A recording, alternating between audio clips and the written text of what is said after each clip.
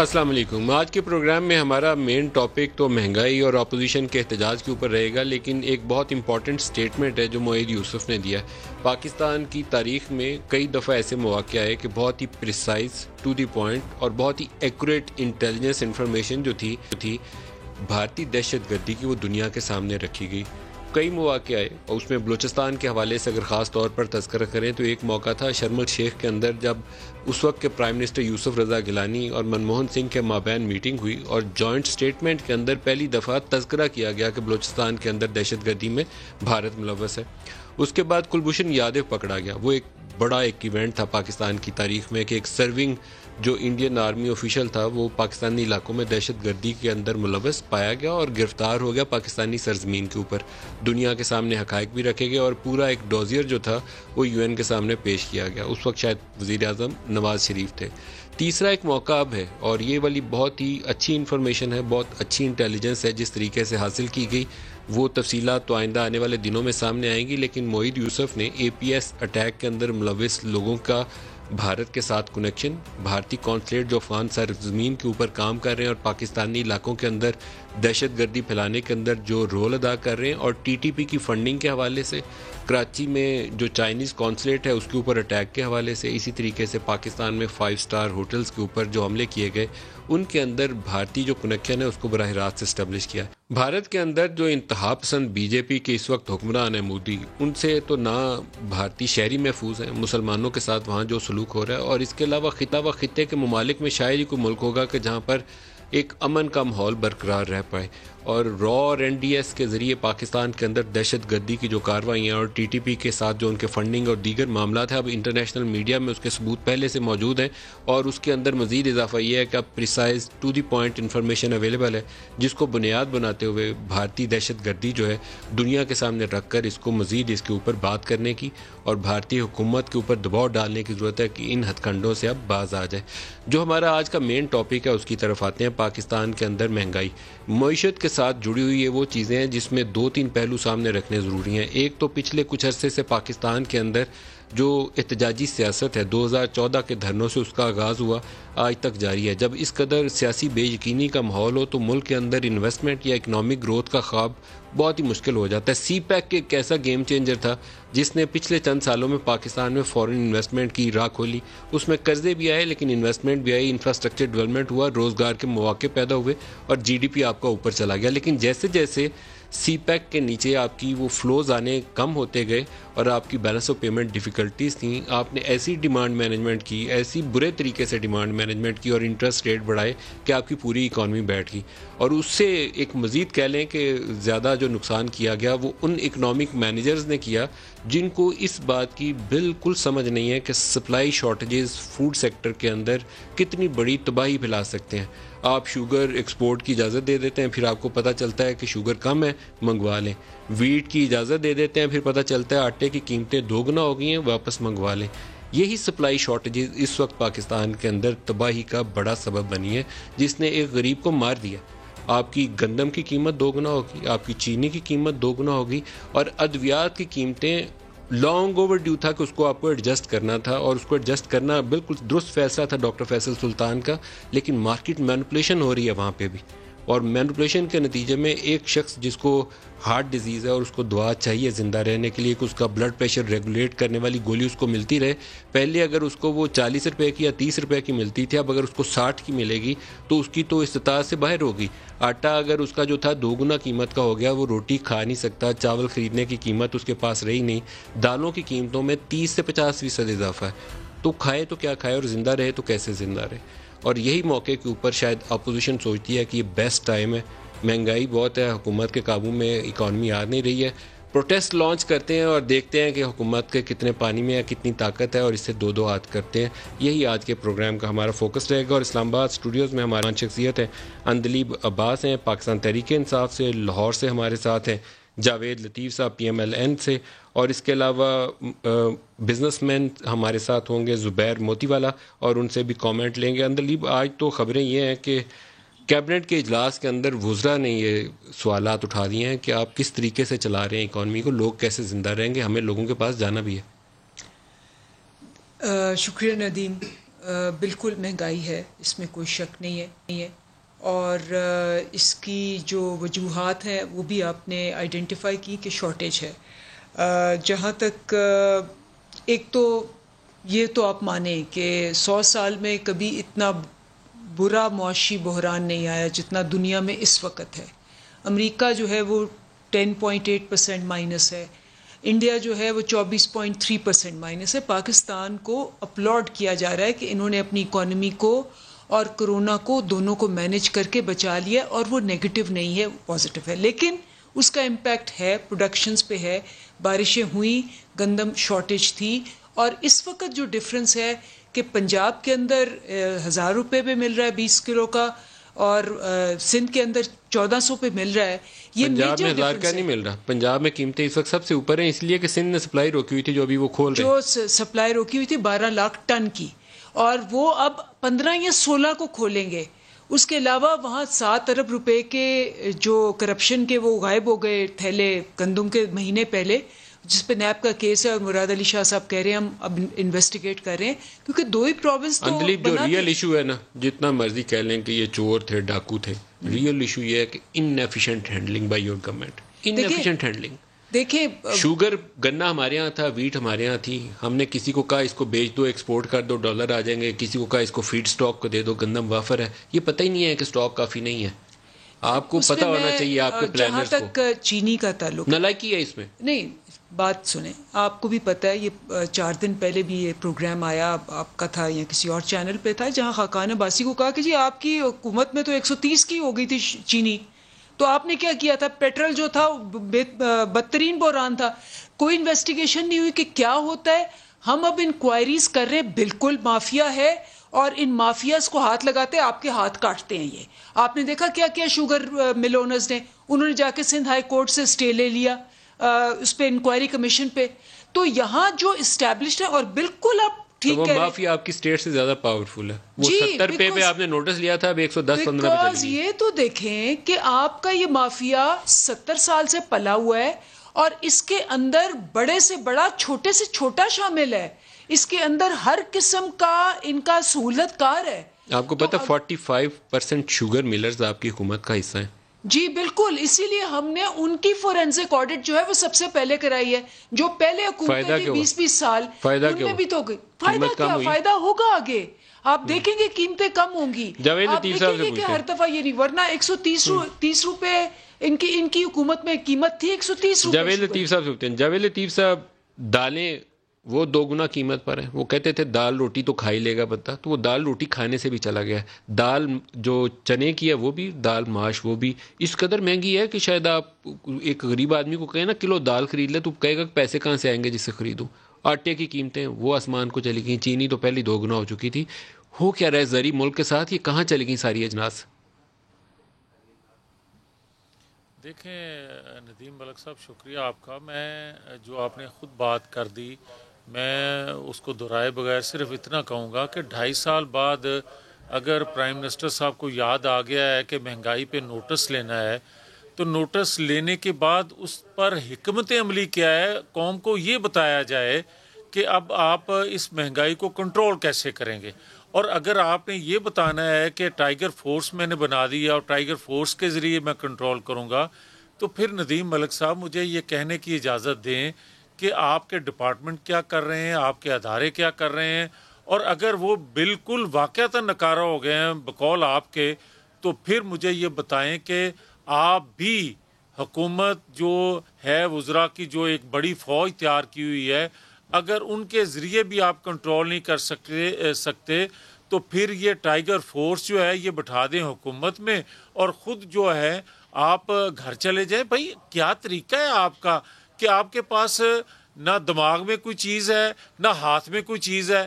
اگر دونوں میں کوئی چیز ہے آپ کے ہاتھ میں تو وہ قوم کو بتائیں.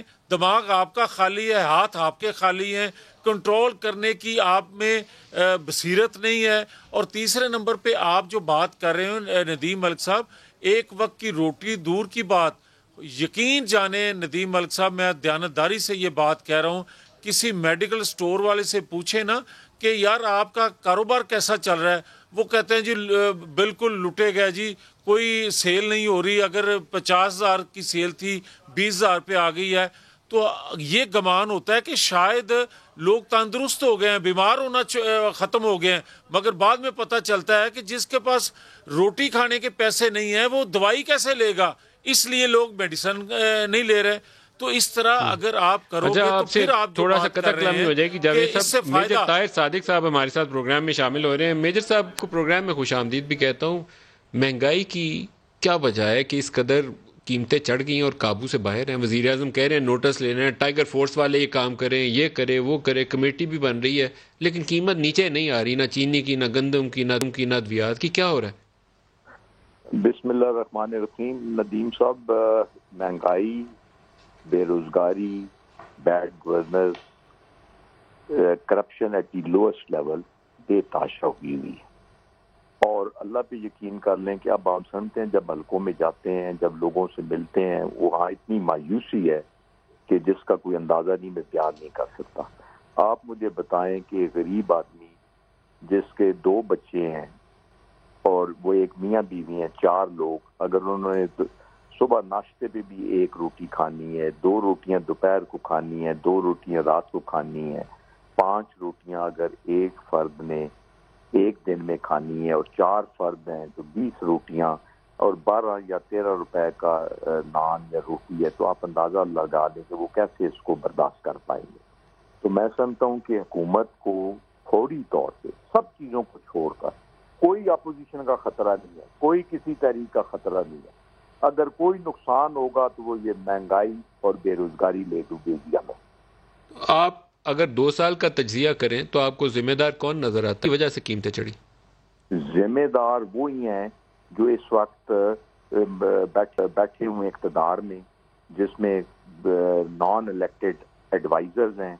اب آپ دیکھیں, ایک بات میں آپ کو بتانا چاہوں میجر صاحب, لیکن یہ تو آپ کی اپنی حکومت ہے پی ٹی آئی, تو اس میں آپ کس کو الزام دے رہے ہیں؟ میں اپنی حکومتی کی بات کر رہا ہوں نا مائی ڈیئر, میں اپنی حکومت کی ندیم صاحب بات کر رہا ہوں کہ بات یہ ہے کہ جب پیٹرول کی قیمتیں کم کی گئیں تو پیٹرول پمپس نے تیل بیچنا بند کر دیا. اس کا رزلٹ کیا نکلا کہ 15 دن کے بعد آپ نے اس کو بڑھانا پڑا, پھر ایک دم پیٹرول کھل گیا. بھائی آپ نے جب ایک قدم اٹھایا تو اس کو امپلیمنٹ کرائیں, آرمی والوں کو پمپس پہ بھیجیں, ایک اگر سپاہی بھی کھڑا جو ہے نا, سپاہی کی بڑی عزت ہے, افواج پاکستان کی عزت, اتنی عزت ہے, لوگ اتنا احترام کرتے ہیں. اگر آپ بھی یہ مہنگائی کے لیے دکانوں پہ بھی ایک سپاہی بھیجیں نا, وہ ویسے ہی ان کو سلوٹ بھی کریں گے اور 20 روپے ان کے احترام میں ہی شاید کم کر دیں. لیکن کوئی پرسان حال ہی نہیں, کوئی پوچھنے والا نہیں. لیکن میجر صاحب, کہاں آپ فوج کی مدد لیں گے؟ کہاں فوج کی مدد لیں گے؟ فوج کا استعمال سوچ سمجھ کے کرنا چاہیے سویلین امور کے اندر, بلا وجہ فوج کو اوور اسٹریچ نہیں کرنا چاہیے. نہیں اوور اسٹریچ تو نہیں کر رہے ہم, لیکن یہ ایشو ایسا ہے کہ یہ اگر ہاتھ سے تو ہر چیز نیچے گر جائے گی. سر, ہاتھ سے تو نکل چکا ہے. آپ دیکھیے, آپ کی برآمدات 2 سالوں میں نہیں بڑھی, آپ کے ٹیکس ریونیوز نہیں بڑھے, ریمیٹنسز اللہ کی رحمت ہے کہ وہ آپ کی گروتھ نظر آ رہی ہے 3 ماہ میں, اللہ کرے کہ وہ گروتھ جاری رہے, لیکن مہنگائی نے تو کمر توڑ دی لوگوں کی. تو میں اسی لیے کہہ رہا ہوں نا کہ اس کو آپ کہتے ہیں جی مہنگائی اتنی بڑھ گئی, تو اگر ٹڈی دل میں ہم ان کو استعمال کر سکتے ہیں, کورونا میں ان کو استعمال کر سکتے ہیں, بارش آ گئی استعمال کر سکتے ہیں, تو سر حکومت کس مرض کی دعا ہے؟ سر حکومت کس مرض کی دعا ہے؟ اگر فوج کے سپاہی سے درخواست کرنی ہے کہ جاؤ شاپ والے سے کو قیمت کر دو, تو حکومت کس مرض کی دعا ہے؟ یہ تو ایگزیکٹو فنکشنز ہیں. نہیں دیکھیں نا, قانون میں تو دیا ہوا ہے نا کہ جی آپ 245 کے تحت بلا لیں. اگر آپ سمجھتے ہیں کہ معاملات کا آپ کے ہاتھ سے نکل رہے ہیں تو بلانے میں کیا آ جائے, اس سے پہلے کہ ساری چیز بہ جائے. تو آپ کی تجویز یہ ہے کہ in aid of civil power article 245 کو استعمال کر کے فوج کو لگایا جائے تاکہ قیمتیں نیچے آ جائیں؟ لگائیں, آپ بالکل لگائیں. اگر چیزیں آپ کے ہاتھ سے نکل رہی ہیں ان کو لگائیں. اور فوج جو ہماری ہر جگہ کام کرتی ہے, بیرونی ممالک کے ساتھ بھی پیسے لانا, وہ جاتے ہیں سعودی عرب, چیف نہیں جاتے ہمارے قمر جاوید باجوہ صاحب, سعودی عرب سے لاتے ہیں پیسے, چائنا سے لاتے ہیں, دبئی سے لاتے ہیں, یہاں معاملات چاہتے ہیں. سی پیک وہ چلا رہے ہیں, ٹڈی دل وہ کنٹرول کر رہے ہیں, کرونا وہ کنٹرول کر رہے ہیں, انڈیا سے وہ لڑائی کر رہے ہیں, دہشت گردی کو وہ کنٹرول کر رہے تھے, مہنگائی کو بھی کر لیں گے تو آ جائیں گے, تو کیا فرق پڑ جائے گا؟ میجر صاحب, لیکن اگر تھوڑا سا ٹھنڈے دل سے سوچیں تو کچھ آپ نے تجزیہ یہ کیا ہے کہ وہ 2-3 بندے تو ذمہ دار ہوں گے نا جن کو پتا تھا کہ چینی پوری یا پاکستان میں اگر برآمد کی تو پاکستان میں شارٹیج آ جائے گی. وہ بندہ کون ہے؟ گندم کا پتا تھا کہ پوری ہے, کوئی 500,000 ٹن کم ہی آئی تھی, زیادہ نہیں تھی آئی, تو اگر ہم نے اس کو فیڈ سٹاک کو دے دی تو پاکستان میں بحران پیدا ہو جائے گا. وہ کون ہے لوگ؟ ان کا نام تو سامنے آنا چاہیے, ان کو سزا ہونی چاہیے. دیکھیں جی, یہ تو اتنی بڑی انکوائریاں کی گئی ہیں, اتنی ہیوی قسم کے وہ انکوائری آفیسر لگائے گئے ہیں, اتنے لائق اور قابل اور فائق. انہوں نے نیچرلی کچھ بتایا ہوگا نا, جو بتایا اس پہ عمل درآمد کریں نا, اس کو درست کریں. اور یہ نہیں ہوتا کہ ہر چیز پہ آپ انکوائری کریں. آپ کو ایسے ایکشن لیں, ایسے لوگوں کے ساتھ بیٹھیں, اپنی ڈیلیورنس کو بہتر کریں. آپ کے ساتھ جو نان الیکٹڈ لوگ بیٹھے ہوئے ہیں جو آپ کو مشورہ, ٹھیک ہے آپ ان کو ضرور, آپ کی وہ مہربان ہیں, دوست ہیں, مجبوری ہیں, ان کو ضرور ساتھ رکھیں, لیکن ان کی ایڈوائز مت لیں. خان صاحب, خدا کے لیے آپ کو میری یہ ایڈوائز ہے کہ اپنے معاملات کو خود بیٹھ کر ہینڈل کریں, ٹھیک کریں. وقت آپ سے جا رہا ہے. آپ یہ اتنا اہم ایشو ریز کر رہے ہیں ٹی وی چینل کے اوپر, تو آپ نے پرائم منسٹر سے براہ راست اس کے اوپر بات کی؟ براہ راست تو ہم آپ کو کیا بتائیں, کیا کچھ نہیں کہتے. ادھر کو ٹی وی چینل تھوڑا لگے ہوتے ہیں. ہم تو پچھلے بھی, میں تو 2-4 دفعہ بولا, بیچ پہ بھی میں بیمار رہا ہوں 6 مہینے, خود 4 مہینے پہلے مجھے ہارٹ کا پرابلم رہا, پھر کورونا ہو گیا. تو میں تو جب بھی بات ہوتی ہے ہم کھل کے بات کرتے ہیں, اور خان صاحب جنرلی چاہتے ہیں کہ ملک کی بہتری ہو. ہم بھی ان کی کشتی پہ سوار ہوئے, اس لیے نہیں ہوئے کہ ہم بھی ڈوب جائیں ساتھ, اور لوگوں کو بھی ڈوبیں اور ملک کو بھی تباہ کریں. ہماری یہی ریکویسٹ ہے خان صاحب سے, اور یہ کوئی مشکل کام نہیں ہے. اچھی کیبنٹ, اچھی ٹیم پنجاب میں بھی اور فیڈرل میں بھی آپ لائیں. میں دیکھتا ہوں کس طرح معاملات سیدھے نہیں ہوتے انشاءاللہ. میجر طاہر صادق صاحب, بہت شکریہ آپ ہمارے ساتھ رہے. جاوید لطیف صاحب, ٹو دی پوائنٹ اور بڑا پریسائز قسم کا تبصرہ کیا انہوں نے. تو گنجائش نہیں رہ جاتی کہ پی ٹی آئی کے اپنے ایم این اے جو ہیں وہ اپنے دل پہ ہاتھ رکھ کے ان کا ضمیر جو کہہ رہا ہے اس پہ وہ بات کر رہے ہیں.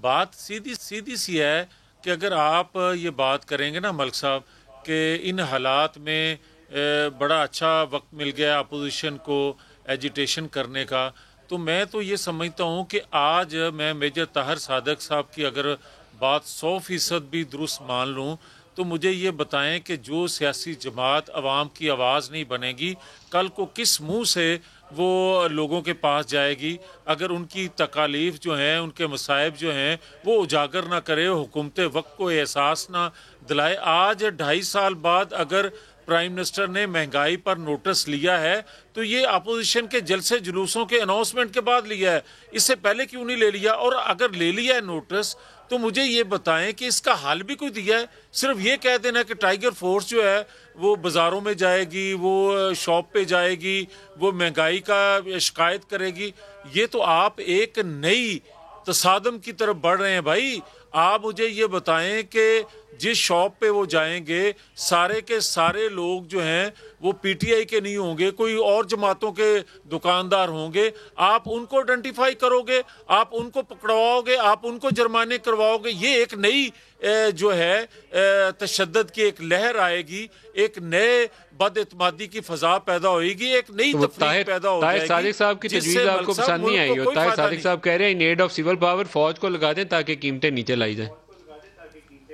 لیکن میری بات آپ نے اس کا جواب دیا, مگر اس کے باوجود میں یہ ضرور کہوں گا کہ خدا کے لیے اداروں کو جس کا جو کام ہے, جب ہم یہ کہتے ہیں کہ آئین قانون کے تابع رہ کر تمام ادارے کام کریں تو پھر ہم کیا غلط کہتے ہیں؟ ہم کہتے ہیں کہ اگر ادارے جو ہیں ایک دوسرے میں مداخلت نہیں کریں گے, آئین قانون کی بالادستی ہوگی اور ووٹ چوری نہیں ہوگا. آپ ملک صاحب اندلیب عباس کو ووٹ ڈالیں گے تو آپ کو یقین ہونا چاہیے کہ اندلیب کا ہی ووٹ نکلے گا, جویل لطیف کا نہیں نکلے گا. مگر یہ تو 70 سالوں میں چوری ہوتا آیا ہے. میرے دور میں وہ میں بینیفیشلی ہوں یا اندلیب بھی بینیفیشلی آج ہیں, مگر بات سیدھی سی ہے کہ یہ چوری ہوتی رہی ہے. اور اگر یہ چوری نہ رکی, لوگوں کا اعتماد اٹھ جائے گا, لوگوں کا اعتماد اٹھے گا, ادارے کمزور ہوں گے, ادارے کمزور ہوں گے تو ریاست کمزور ہوگی. یہ ہے اصل بیانیہ, یہ ہے اصل ایجنڈا. اسٹریٹجی بذات خود ہونا بہت ضروری ہوتا ہے کہ آپ کیا حاصل کرنا چاہتے ہیں. ایک وہ بابر اوان صاحب کا شعر تھا, انہوں نے پورے الفاظ اس کے یاد نہیں, سپریم کورٹ سے انہیں نوٹس ملا تھا تو انہوں نے کہا نوٹس ملیا کچھ نہ ہلیا, آگے جو بھی تھا وہ پوری بات مجھے یاد نہیں ہے. تو آپ کے نوٹس ملنے سے بھی کچھ ہلتا نہیں ہے, الٹا نقصان ہی ہو جاتا ہے. قیمتیں ادویات کی ہوں, پیٹرول کی ہوں, چینی کی ہوں, گندم کی ہوں, اب مہنگائی کے اوپر. تو you need to come up with a very precise and definite strategy کہ ہم نے یہ اسٹیپس لینے. وہ یہ آپ کی tiger force is not a solution, یہ آپ کی اتھارٹیز ہیں, آفیشلز ہیں جنہوں نے کام ڈسٹرکٹ لیول پہ, فیڈرل لیول پہ, پروونشل لیول پہ کوآرڈینیٹڈ اپروچ سے اس کو انفورس کرنا ہے, وہ نہیں ہے. بالکل آپ صحیح کہہ رہے ہیں. اور میں ایک کامنٹ کر دوں گی, آپ نے میجر طاہر کو بلایا, یہ تو اپریشیٹ کریں کہ جتنی ڈیموکریٹک ہماری پارٹی ہے, کبھی ہسٹری میں ایسی پارٹی نہیں ہوئی, اور ان کے سر پہ لوٹے نہیں رکھے گئے اور ان کا حشر نہیں ہوا کہ جی انہوں نے اپنا اوپینین ظاہر کیا.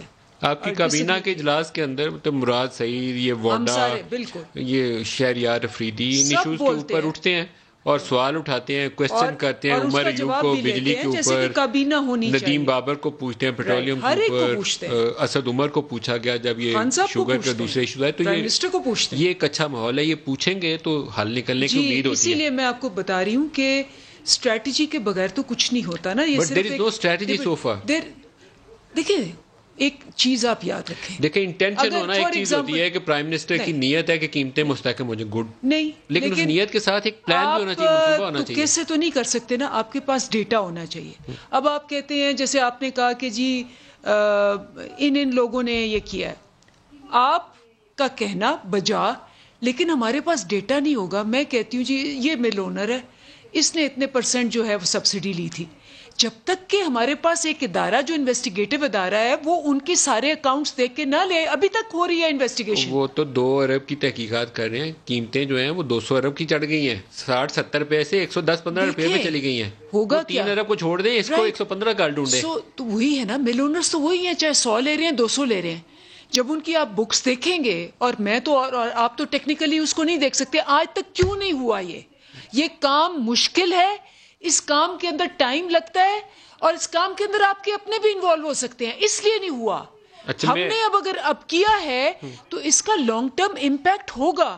جب آپ اوپر سے جیسے 130 کی ان کی دفعہ ہوئی چینی, اس کے بعد جناب انہوں نے وہ لیپا پوتی کر کے دوبارہ اس کے پرابلمز تو وہی رہے. معروف بزنس مین ہے زبیر موتی والا, وہ اس وقت ہمارے. زبیر صاحب آپ کو پروگرام میں ویلکم بھی کرتا ہوں. قیمتیں کیوں نہیں ٹھیک ہوتی جی؟ پاکستان میں تو لوگ 170 روپے پہ 65 روپے پہ ڈالر چلا گیا ہے, اور قیمتیں ہیں کہ وہ آسمان کو چھو رہی ہیں. کیسے زندہ رہے گی آبادی؟ دیکھیں میں سمجھتا ہوں کہ واقعی جو ہے اس وقت جو انفلیشن کی جو پوزیشن ہے اور جو قیمتوں کا جو حال ہے, میڈیم کلاس لوگ یعنی وائٹ کالر کلاس اس وقت سب سے زیادہ پسا ہوا ہے. اتنا زیادہ ہے کہ میں آپ کو بتاؤں, ہماری فیکٹری میں جو لوگ کام کرتے ہیں وہاں ہم کچھ صرف آپ کو میں اس لیے بتا رہا ہوں صاحب کہ آپ کو اس کا اندازہ ہوگا کہ کیا پوزیشن ہے. وہ لوگ جن کے جو اپنے گھر میں 25 سے 30 ہزار روپے لے کے جاتے ہیں, ہم کچھ زکوٰۃ کا فنڈ رکھ دیتے ہیں ایک آدمی کے پاس جو ان کی تحقیقات کر کے ان کو دیتا ہے کہ واقعی ان کے گھر میں بڑا پرابلم ہے. آج کھانے پینے کا پرابلم ہے, اس زکوٰۃ کے پیسے وہ لوگ لے کے جا رہے ہیں جن کی تنخواہ 25-30 ہزار روپے ہے, وہ بھی آج وہ پیسے لے کے جا رہے ہیں. اسے ساری چیزیں آپ کے پاس روشن ہو جاتی ہیں کہ واقعی دیکھیں آٹا بڑی ضروری اور اہم چیز ہے, اسٹیپل فوڈ ہے پاکستان کا. اگر اس کا 400 روپے کا تھیلا ہو جائے گا, 80 روپے کا اگر آٹا ہو جائے گا تو یہ بہت زیادتی ہے. لیکن میں ضرور یہ دیکھ رہا ہوں کہ حکومت اس کے اوپر بڑی محنت کر رہی ہے کہ کسی طرح سے اس کو نیچے لے آیا جائے. تو میری سمجھ میں یہ نہیں آتا کہ یہ جو کام ندیم صاحب یہ کر رہے ہیں اس کو کرنے کا جو طریقہ کار ہے وہ کیا ہے. دیکھیں سارا کچھ سپلائی اینڈ ڈیمانڈ پہ ڈیپینڈ کرتا ہے, باقی تو کوئی چیز ہے ہی نہیں. اگر آپ کی جو منسٹری ہے فوڈ منسٹری, اس کے بعد ایگریکلچر منسٹری ہے, آپ کی پروڈیوس آئی اور آپ نے فوڈ منسٹری کے تھرو اس کو اگر مارکیٹ کرنا ہے تو کیا کوئی کیلکولیٹ کرنے والا نہیں ہے کہ اس سال ہماری ڈیمانڈ کیا ہوگی, ہم نے ایکسپورٹ کتنا کرنا ہے, افغانستان کو کتنا دینا ہے, اور ہمارے چاروں صوبوں کے درمیان کس طرح سے اس کی تقسیم ہوگی, اور ہماری اپنا کراپ کتنا ہے. کراپ کی سائز تو جب یہ پورا نہیں ہوا ہوتا اسی وقت پریڈکشنز ہو جاتی ہیں. جیسے ہم کاٹن کی کراپ کو ہم برابر واچ کرتے رہتے ہیں, اس دفعہ بہت کم ہو گئی, 8.5 لاکھ ہو گئی, لیکن اس کو ہم واچ کرتے ہیں, اسی کے حساب سے اس کی پرائزز ڈیٹرمن ہوتی ہیں. اسی طرح سے گندم ہوا, تو سب سے بڑی ضروری چیز اس ملک میں جو ہے وہ آپ کی گندم ہے. اس کی اگر ایویلیویشن پہلے ہو جاتی کہ کراپ کی سائز کیا ہے, ہماری پچھلے سال کھپت کیا تھی, آج بڑھ کے کیا ہوگی, اور افغانستان میں کتنا جا رہا ہے, تو میرا خیال ہے کہ آج جو یہ صورتحال ہے اتنی زیادہ وہ پہلے نہ کبھی ہوئی ہے نہ یہ بھی نہ ہوتی اگر اس کو پراپرلی ہینڈل کیا جاتا. لیکن زبیر صاحب کتنی دیر ہم ایسے چلیں گے؟ 2-3 سالوں میں پچھلے، بلکہ کہہ لیں کہ 5 سال نون لیگ کے اور 2 سال یہ 7 سال برآمدات بھی نہیں بڑھی، اور گروتھ اب آپ کی پچھلے 2 سالوں میں تقریباً 0 پہ آ گئی ہے. 1.9 پہلے سال کی تھی، اب نیگیٹو میں چل گئی ہے 1.5%. تو zero growth, food inflation 30-35%. Nadeem صاحب یہ کیسے زندہ رہیں گے؟ سروائیو کیسے کریں گے؟ مینوفیکچرنگ سیکٹر کی اگر آپ بات کر رہے ہیں تو میں آپ کو بتاؤں کہ مجھے بڑے دکھ کے ساتھ کہنا پڑتا ہے کہ یہ آپ مینوفیکچرنگ سیکٹر کو جب آپ بڑھانا چاہتے ہیں، ایک تو دیکھیں اس سال کا تو میں ان کو بڑا مارجن دیتا ہوں کووڈ کا، لیکن پچھلے سالوں میں جو گروتھ نہیں آ رہی اس کی وجہ تو ان کو دیکھنی چاہیے. ہم ان کو بتا رہے ہیں کہ دیکھیں ہمارے کمپٹیٹر کی کاسٹ آف مینوفیکچرنگ کم ہے. آپ کو ہم بتاتے ہیں، ہم یہ کہتے ہیں کہ آپ کسی فورن کمپنی، سوئس کمپنی کو لگائیں جو آپ کے نزدیک ایماندار ترین لوگ ہوں، ان کو لگائیں، اور ہمارا cost of manufacturing in Pakistan اور cost of manufacturing in our competing countries کو آپ ایویلیویٹ کر دیں. اگر ہماری کاسٹ آف آج میں نے کسی جگہ آرٹیکل چھپا دیکھا ہے کہ پاکستان میں جو انڈسٹریل سیکٹر کے لیے بجلی کے نرخ ہیں وہ تقریباً 26% 26% زیادہ ہیں as compare to our regional comparator, جس میں بنگلہ دیش ہے، انڈیا ہے، تھائی لینڈ ہے، یہ سارے ممالک انہوں نے شامل کر کے ایک اسٹڈی تیار کی. 26% زیادہ ہے. تو 26% اگر بجلی کی قیمت ان پٹ کاسٹ سے زیادہ ہو جائے گی تو پھر اینڈ پروڈکٹ بھی تو مہنگی ہوگی.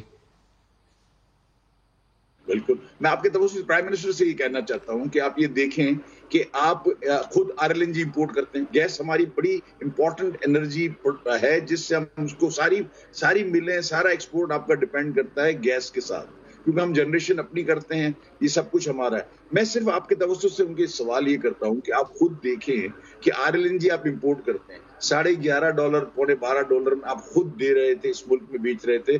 گورنمنٹ منگاتی ہے، گورنمنٹ بیچتی ہے، اور آپ نے آج اس کے دام SSGC کے 6.67 میں SSGC دے رہا ہے اور SNGPL 6.47 میں دے رہی ہے، یعنی تقریباً آدھا دام ہو گیا آپ کی گیس کا دنیا کے اندر. تو یہ کیا دنیا میں اس کا امپیکٹ نہیں آئے گا؟ اب اس میں کسی کوئی راکٹ سائنس تو نہیں ہے. جب آپ کی RLNG آپ کے گھر میں، جس میں آپ کا قطر کا جو آپ کا ایگریمنٹ ہے، جس میں آپ کی مہنگی گیس اور سستی والی دونوں کو آپ ہائیبرڈ کرتے ہیں، اس کے بعد آپ اس دام میں خود دے رہے ہیں. اس کا آپ درہ یہ دیکھیں کہ جو انڈیجینس گیس ہے، جو ہماری ڈومیسٹک گیس ہے، اس کے ریٹ بڑھائے.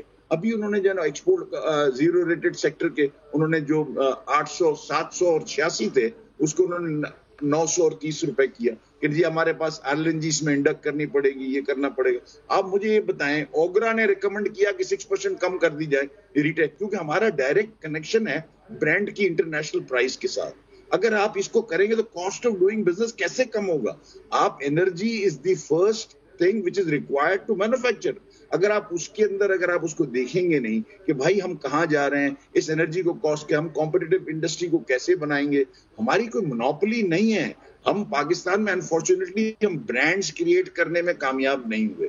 ہم تو برانڈز کے سپلائرز ہیں، برانڈ کے وینڈر ہیں. اچھا ایک بریک لے لیں اس نقطے پہ، بریک سے واپس آ جائیں. بریک سے واپس آتے ہیں تو یہ جو احتجاجی سیاست ہے اس کے اوپر بھی بات کریں گے. ہمارے ساتھ رہیے گا.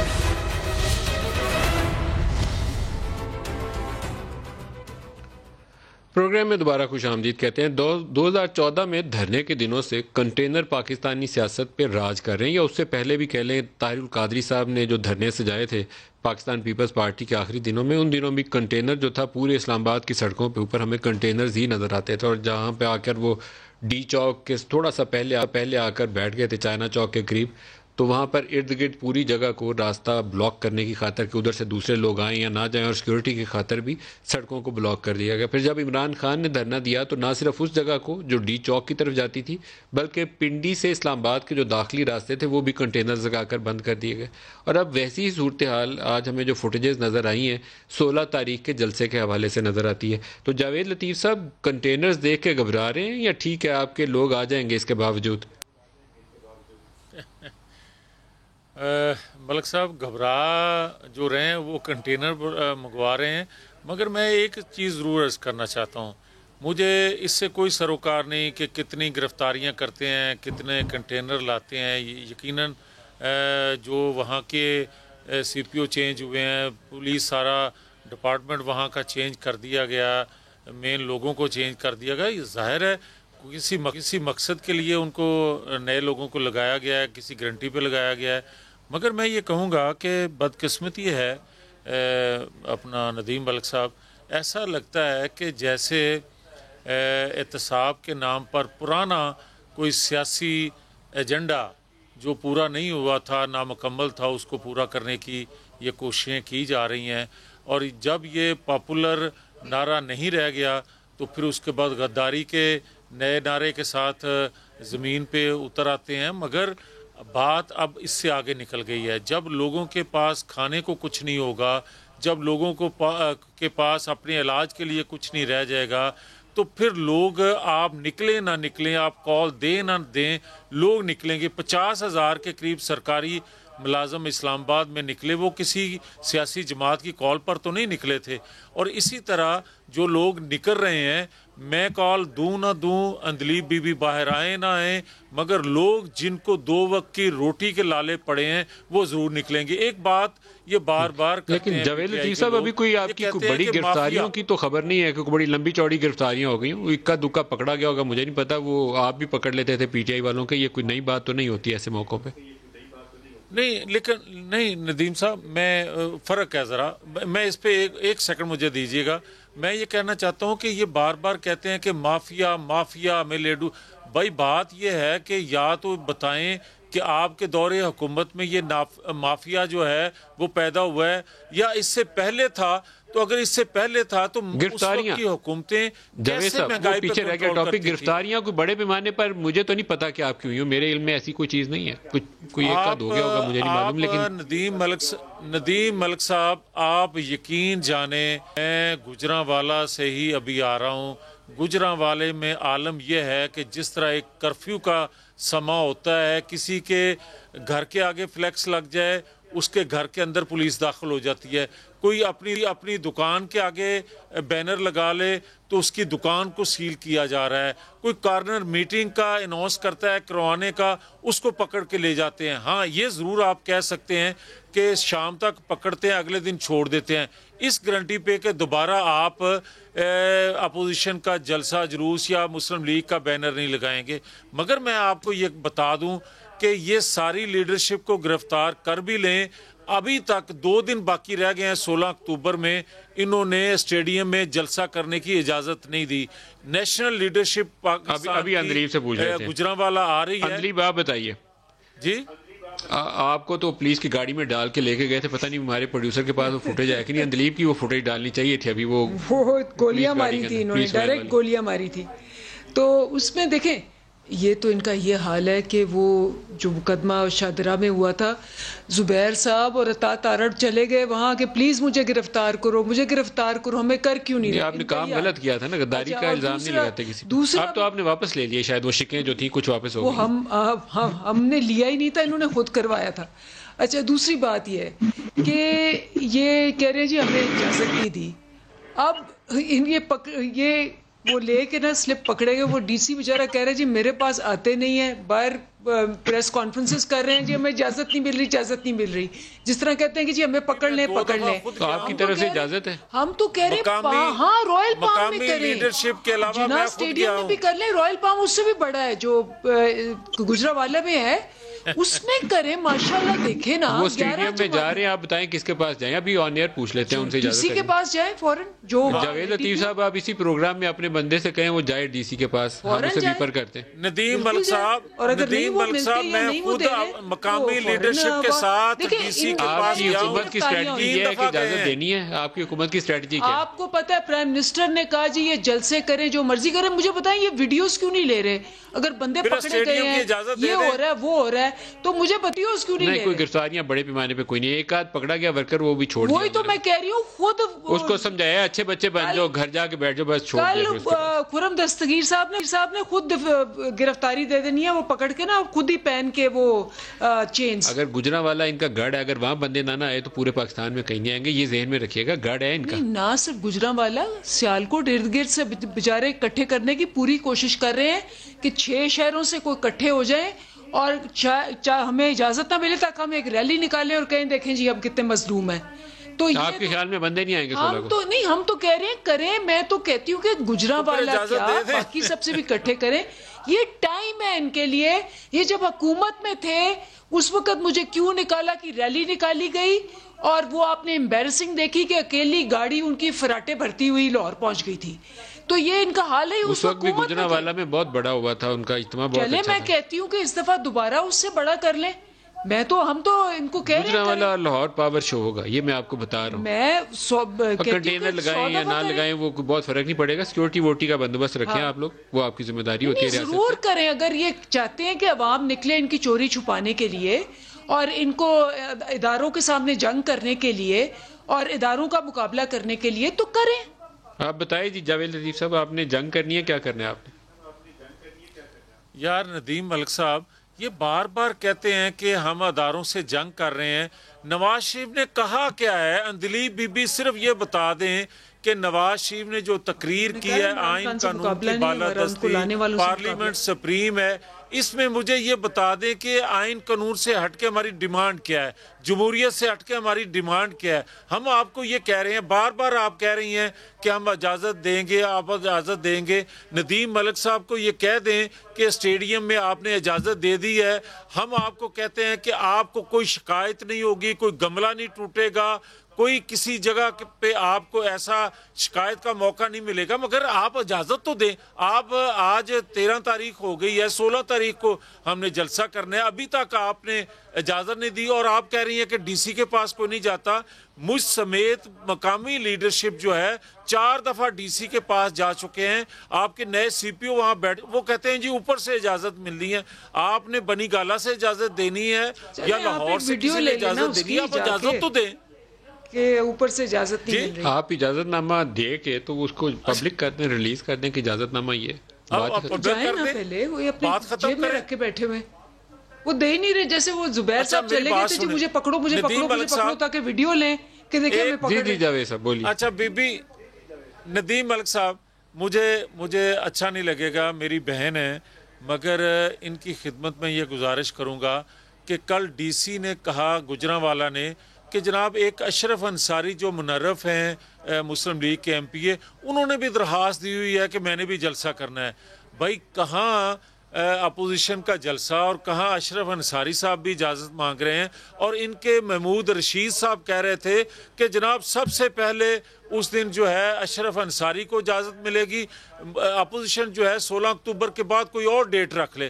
خدا کا خوف کریں. اشرف انصاری کو تو آپ نے پارٹی سے نکال نہیں دیا. کیا بات کر، اچھا وہ تو 5 ایم پی ایس تو آپ نے پارٹی سے نکال دیا نا. پارٹی سے بھی نکال دیا. میں کہتا ہوں اس کو اجازت دے دیں، وہ اپنے گھر میں جلسہ بیچارہ نہیں کر سکتا. اس کے باوجود ایک انہوں نے نیا شوشہ چھوڑا ہوا ہے.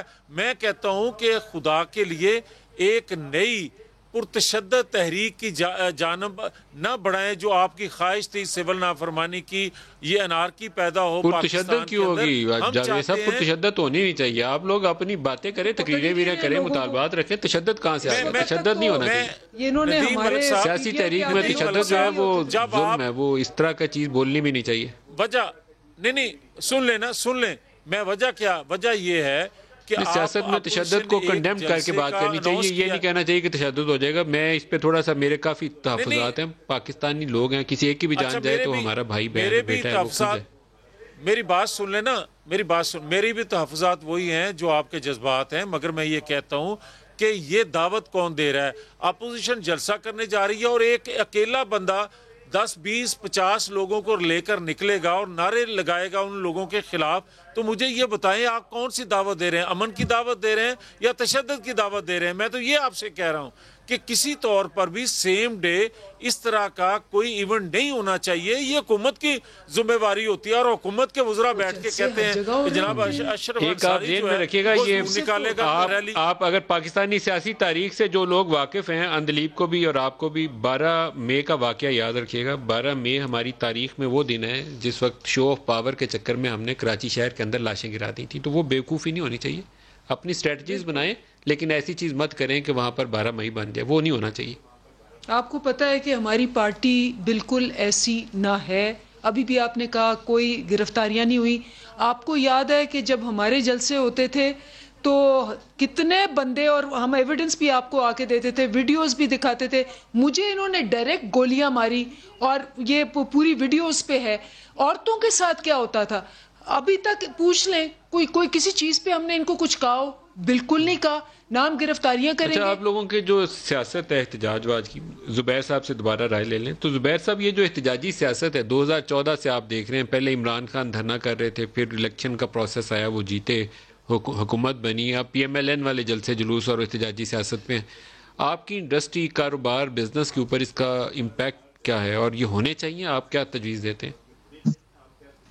دیکھیں, میں تو سمجھتا ہوں کہ سیاست جو ہے نا, اس کو سیاست کی طرح چلنا چاہیے.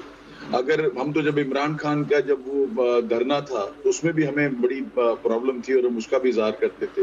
آج جب یہ اپوزیشن کرنے جا رہی ہے تو ہمارا بھی ہے کہ دیکھیں انسرٹنٹی آتی ہے, اور دنیا میں جو پیغام جاتا ہے وہ یہ جاتا ہے کہ وہاں سیاسی بلوے چل رہے ہیں اور وہاں کچھ ٹھیک نہیں ہے, اور امپورٹر جو ہوتا ہے اس کو ایک بڑی پرابلم ہوتی ہے کہ اس کی ڈیلیوریز کا کیا ہوگا.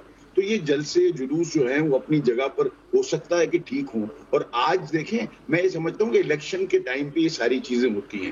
آج الیکشن کو تو میرے خیال ہے 3 سال باقی ہیں, اور ان کے جو مسائل آپس کے ہیں اگر وہ مل کے ایک سامنے کھڑے ہو جاتے ہیں اور اس طرح سے باتیں کرتے ہیں, تو میں یہ کہتا ہوں کہ ایک جیسے یہ ہائیڈ پارک ہوتا ہے لندن میں, ایسا یہاں کوئی سسٹم ہونا چاہیے جس میں یہ اپنے وہاں اس پارک کے اندر جا کے جو اپنے جذبات نکالنے ہیں, جو باتیں کرنی ہیں حکومت کے خلاف, حکومت نے ان کے خلاف, وہ وہاں ہو جائیں. اور اس وقت تو دیکھیں آپ ٹی وی پہ جائیں تو سوائے اس کے کوئی بات نہیں, کوئی بڑی سے بڑی خبر بزنس کے متعلق نہیں ہے. آپ کو پتا ہے کہ انڈیا نے گیس کی پرائزز 20% کم کی, کسی کو نہیں پتا. اس سے ہمارے اوپر کیا امپیکٹ آئے گا, کسی کو کوئی پرواہ نہیں. تو اگر آپ یہ دیکھیں کہ ہماری کمپٹیٹیونیس, ہماری ایکسپورٹ, ہماری معیشت, ہماری اکانومی, ہماری امپورٹ سبسٹیٹیوٹ انڈسٹری, ان سب تمام باتوں کو آج دیکھنے کا وقت ہے. ہم بار بار ایک بات بھول جاتے ہیں, حکومت بھی اور اپوزیشن بھی. مجھے دونوں سے شکایت ہے کہ دیکھیں ہم کووڈ سے نکلے ہیں, کووڈ کے اندر ہماری انڈسٹری 2.5 مہینے سے 3 مہینے بند رہی ہے. آپ اس کو دیکھیں, آپ کتنا بڑا ہم نے نقصان کیا ہوگا. پھر آپ گورنمنٹ نے خود ہم کو سیلری پیکج دیے, اور گورنمنٹ نے ہم کو خود جو ہے نا لوور انٹرسٹ ریٹ کے اوپر لونز دی. یہ سب یہ اس بات کی دلیل ہے کہ ہم پرابلم میں ہیں, انڈسٹری پرابلم میں آئی. اب 3 مہینے کے بعد آج جو ایک ویکیوم کریٹ ہوا, انوینٹری ویکیوم یورپ میں اور یو ایس میں اور یورپین یونین میں کریٹ ہوا, اس کے لیے آج بڑی ڈیمانڈ ہے. ہم چاہتے ہیں کہ اس ڈیمانڈ کو ہم انکیش کریں, جو ہمارا پچھلا 3 مہینے کا بہت زبردست جو لاس تھا اس کو ہم میک اپ کریں اور آئندہ کے لیے اپنے آپ کو اسٹیبلش کریں. دیکھیں انڈیا کے اندر کووڈ, اس کے لیے آپ کو کیا چاہیے, کیا چاہیے اس میں 1 2 3 چیزیں ویری شارٹلی بریفلی کیا چاہیے؟ ہمیں یہ چاہیے کہ ہم کو ایون پلینگ فیلڈ چاہیے. Very very simple. Even playing field کا مطلب یہ ہے کہ جو میری مینوفیکچرنگ کاسٹ ہے وہ بنگلہ دیش کے برابر, انڈیا کے برابر ہونی چاہیے. یہ پہلے نمبر کی بات. اس کے لیے کیا کریں, کیا کریں اس کے لیے؟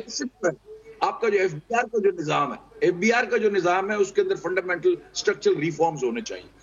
نمبر 3, جو یہ انرجی ہے اس کے ریٹس کو آپ اللہ کے واسطے دیکھیں, ہمارے کمپٹیٹرز کے کیا ہیں, ہمارے کیا ہیں.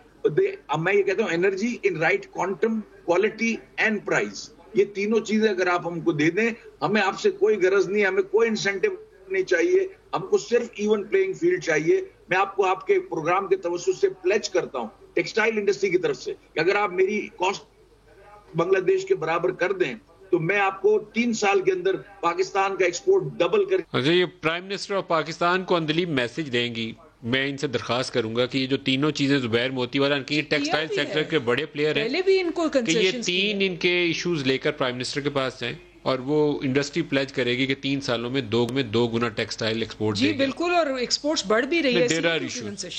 اس وقت جو ان پٹ کاسٹ ہے اور انرجی کاسٹ دونوں کے ایشوز ہیں, جس میں انرجی یقیناً شامل ہے ان پٹ کاسٹ کے اندر. اور انرجی کی تو آپ کو پتہ ہے نا 20 سال تک انہوں نے کیپیسٹی لاک کر دی ہوئی ہے پچھلی گورنمنٹس نے. تو that is a major issue کہ انہوں نے کانٹریکٹس ایسے, اب ہم ری نیگوشیٹ کر رہے ہیں. ان تینوں کے ایشوز لے کر پرائم منسٹر کے پاس جائیں, آپ کے پاس بڑی اپرچونٹی ہے کہ آپ کو ٹیکسٹائل سے $2-4 ارب اضافی برآمدات کی شکل میں مل جائیں. گزارا ہی ایکسپورٹس پہ ہے. بالکل, آئی ایگری ود یو. اندلیب عباس, جاوید لطیف صاحب اور زبیر موتی والا صاحب, آپ سب کو آج کے لیے اتنا ہی اجازت دیجیے. خدا حافظ.